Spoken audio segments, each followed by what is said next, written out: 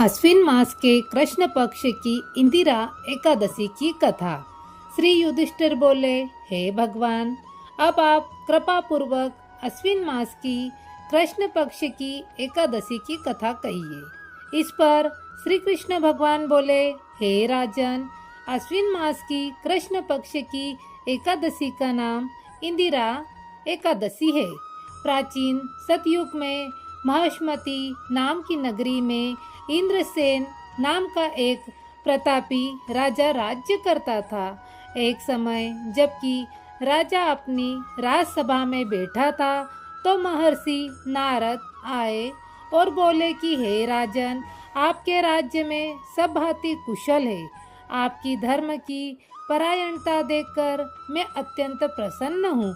परंतु राजन, मुझे एक महान आश्चर्य हो रहा है कि एक दिन जब मैं घूमता हुआ यमलोक पहुंचा तो उस जगह यमराज की सभा में मैंने तुम्हारे पिताजी को बैठा देखा। तुम्हारे पिता महान ज्ञानी, दानी तथा धर्मात्मा थे, फिर भी एकादशी का व्रत बिगड़ जाने से यमलोक को गए हैं। परंतु तुम्हारे पिता ने तुम्हारे लिए एक समाचार भेजा है। यदि मेरा पुत्र इंद्रसेन अश्विन मास के कृष्ण पक्ष की इंदिरा एकादशी का व्रत करे और उस व्रत का फल मुझे दे दे तो मेरी मुक्ति हो जाएगी और मैं स्वर्गलोक में वास करूं। राजा बोले, हे नारद जी, अब आप मुझे इस एकादशी की व्रत की विधि बतलाइए। नारद जी बोले, अश्विन मास की कृष्ण पक्ष की दशमी के दिन प्रातः काल में तथा पुनः दोपहर को स्नान करना चाहिए। उस समय जल से निकलकर श्रद्धा पूर्वक पितरों का श्राद्ध करके एक समय भोजन करें और रात्रि को पृथ्वी पर शयन करें। अगले दिन एकादशी का भक्ति पूर्वक व्रत धारण करें और कहे कि मैं आज निराहार रहूंगा और समस्त भोगों को त्याग कर कल भोजन करूंगा।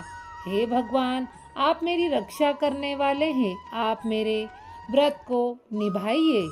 दोपहर को विष्णु भगवान तथा शालिग्राम की पूजा करें तथा भूखों को भोजन कराएं और दक्षिणा दें। भोजन में से कुछ हिस्सा गौ को दें।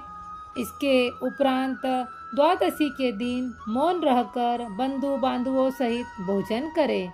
हे राजन, यही इंदिरा एकादशी के व्रत की विधि है। महर्षि नारद राजा को यह उपदेश देकर अंतर ध्यान हो गए। राजा ने इंदिरा एकादशी के आने पर उसका विधि पूर्वक व्रत किया, जिससे उसका पिता यमलोक से गरुड़ पर चढ़कर स्वर्ग को गया। राजा इंद्रसेन भी स्वयं एकादशी के व्रत के प्रभाव से इस लोक में सुख भोग कर अंत में स्वर्ग को गया।